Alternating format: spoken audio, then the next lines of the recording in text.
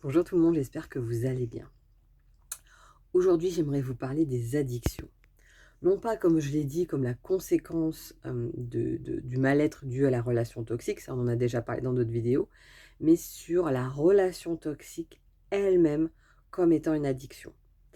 C'est un phénomène dont je me suis rendu compte il n'y a pas si longtemps que ça fait à peine quelques mois. Et donc il m'a fallu aussi un peu de temps pour me poser dessus, pour comprendre, pour analyser ce que ça impliquait, ce que ça voulait dire. Et là, comme j'étais en train d'écrire ma newsletter, ça m'est revenu à l'esprit, pardon, et je me suis rendu compte que je vous en avais pas encore parlé. Et pourtant, c'est quelque chose qui est assez important à comprendre justement pour les phases de reconstruction par la suite.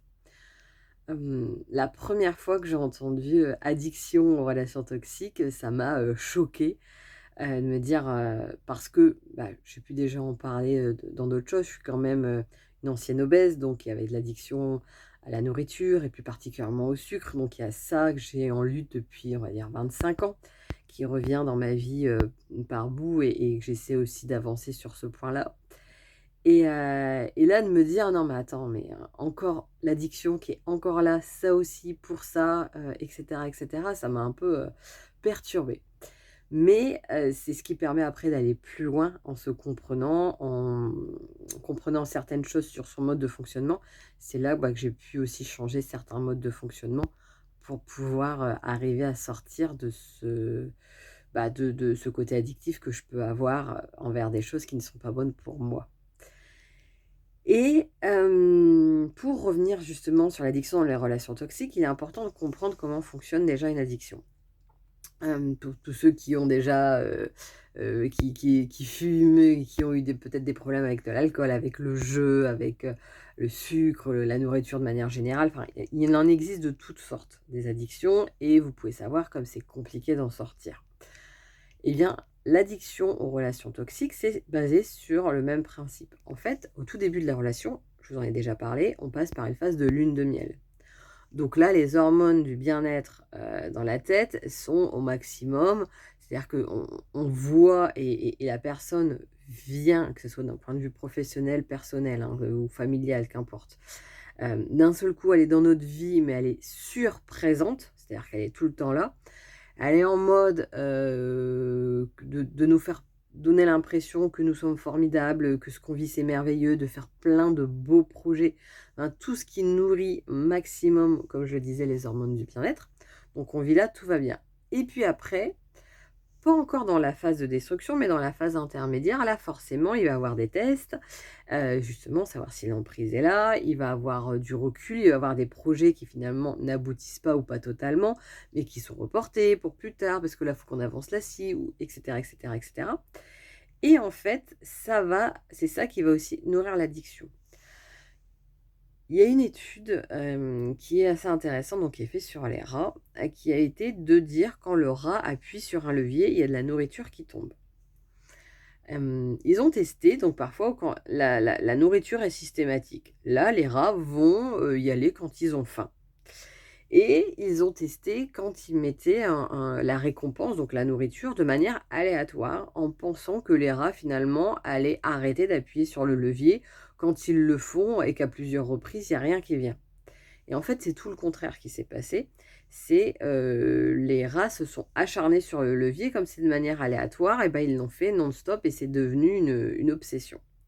Et c'est exactement ce qui se passe dans une relation toxique. C'est-à-dire qu'au début, comme je le disais, les hormones du bien-être, donc ocytocine, sérotonine, sont hyper forts, donc voilà. Là, on est tout va bien et cetera et on a envie de retrouver cette sensation. Or, quand on a quelque chose de bien qui est récurrent, là, imaginez votre dessert préféré, on vous l'apporte, vous êtes content, vous vous régalez, c'est bon, on passe un bon moment, là, tout va bien. Mais si ce dessert préféré, vous commencez à l'avoir systématiquement à tous les repas. Alors, quand on aime quelque chose, on reste content, mais finalement, ça sera de moins en moins plaisant ou la joie sera de moins en moins forte, ça deviendra une habitude.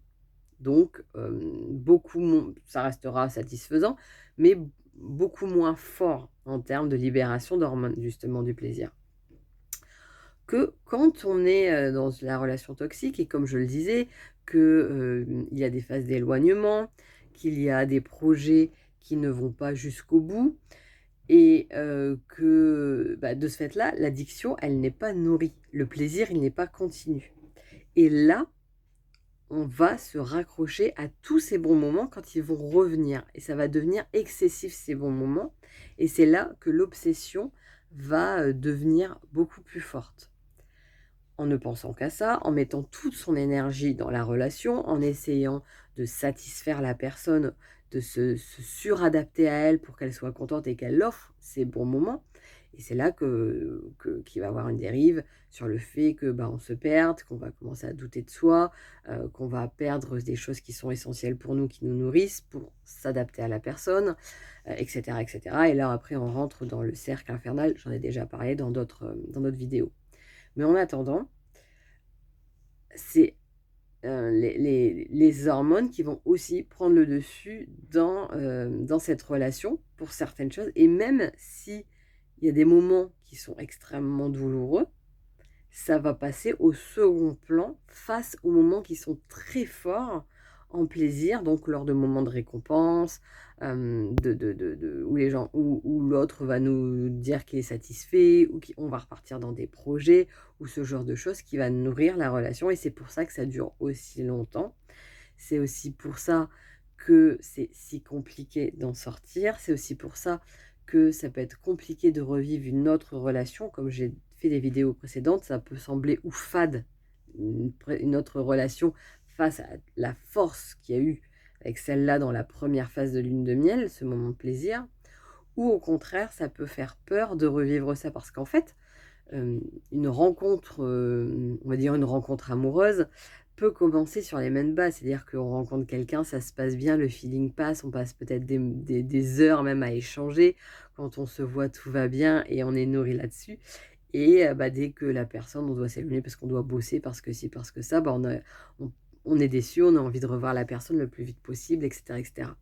En fait, cette première phase de tout va bien et ensuite de manque, elle est normale aussi dans d'autres relations. Mais quand derrière on s'oublie, quand derrière il n'y a pas d'écoute de soi, de son bien-être, et qu'au contraire on ne respecte pas son bien-être, qu'on ne fait plus ce qui est bon pour soi, qu'on essaie d'être complètement adapté à l'autre et que, comme je le disais, toute son énergie est mise dans la relation, même d'un point de vue professionnel. C'est-à-dire que on va, quand on va rentrer chez soi, ne penser qu'au boulot, à des choses qui avaient été dites, qui devraient être faites, etc., etc. Enfin, toute son énergie va être tournée vers la relation toxique.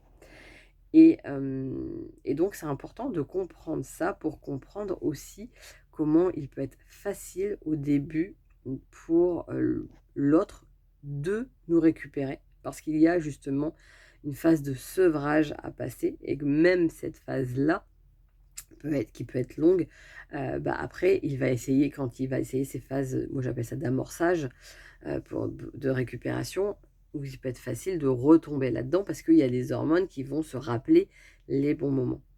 Et c'est pour ça que je le dis et que je le redis, en plus de tout le travail à faire pour se reconstruire et pour donc sortir des traumas de cette relation, pour être dans le quotidien, à revenir à soi, à mettre des objectifs, à faire face aux problématiques et à se reconnecter à ce qu'on est, c'est aussi important de rapidement se demander ce qui nous fait du bien et quels sont nos vrais besoins et quelles sont nos valeurs pour les remettre dans notre vie, pour y répondre et pour retrouver finalement cet équilibre même psychique des hormones pour que ça soit plus elle qui domine et que grâce au plaisir qu'on s'accorde parce qu'on répond à ses besoins de manière saine, on ne soit pas attiré comme attiré comme un aimant face à la première attraction venue lorsque l'autre va essayer de nous récupérer. Donc dites-moi ce que vous en pensez, je vous souhaite une excellente journée et puis je vous dis à bientôt.